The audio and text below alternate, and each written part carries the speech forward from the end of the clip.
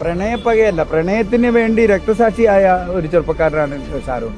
പ്രണയപ്പക ഉണ്ടാവേണ്ട കാര്യമില്ല എന്ന് പറഞ്ഞിട്ടുണ്ടെങ്കിൽ ഈ പയ്യൻ ഒരു കാരണവശാലും ഈ ഗ്രീഷ്മേനെ ചതിക്കുകയോ മറ്റെന്തെങ്കിലും ദുരുദ്ദേശത്തോടെയോ പ്രണയിച്ചതായിരുന്നില്ല. ജീവിക്കണം എന്നുള്ള ഉദ്ദേശത്തോടെ തന്നെയായിരുന്നു. മരിക്കുമെന്ന് ഏകദേശം 99% ഉറപ്പായ ഘട്ടത്തിലാണ് അച്ഛനോട് ഈ പറയുന്ന സത്യം തുറന്നു പറഞ്ഞത്. അതുവരെ അവനറിയാമായിരുന്നുവെങ്കിൽ പോലും ആ സത്യം മറ്റാരോടും പറഞ്ഞിരുന്നില്ല. അത് പ്രണയപ്പകയല്ല, പ്രണയപ്പക എന്ന് പറയാൻ ഒരിക്കലും പറ്റില്ല. അതായത് മെച്ചപ്പെട്ട മറ്റൊരു ജീവിതം ആഗ്രഹിച്ച ഗ്രീഷ്മ ഈ പയ്യനായ പ്രത്യേകിച്ച് തൊഴിലൊന്നുമില്ലാത്ത വിദ്യാർത്ഥിയായ രണ്ട് സമുദായത്തിൽപ്പെട്ട ഈ ഷാരോണിനെ ഒഴിവാക്കുന്നതിന് വേണ്ടിയിട്ട് കൊലപാതകമല്ലാത്ത രീതിയിലുള്ള മറ്റു മാർഗങ്ങളിലൂടെ ശ്രമിച്ചിട്ടും അവനതിൽ പിന്മാറാതെ വന്നപ്പോഴാണ് കൊല ചെയ്യുക എന്നുള്ള ഉദ്ദേശത്തോടും കരുതലോടും കൂടി തന്നെ ഈ പ്രവൃത്തി ചെയ്തത്.